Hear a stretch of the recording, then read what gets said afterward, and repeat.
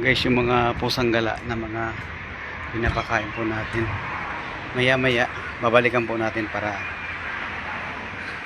pakain natin. Bibili lang po tayo, uwi lang po tayo ng bahay dahil wala po ako ngayon dala na extra money para pambili po nila ng pagkain nila. Yan sa ilalim yung isa, yan, naghihintay na sila, mga gutom na sila.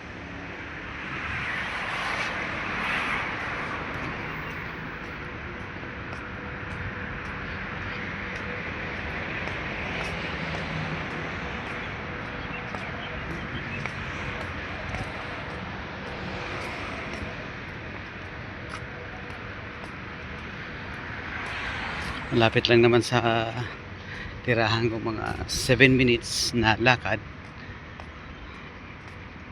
So, katapos balik na po tayo para napakain na po natin yung mga pusang gala.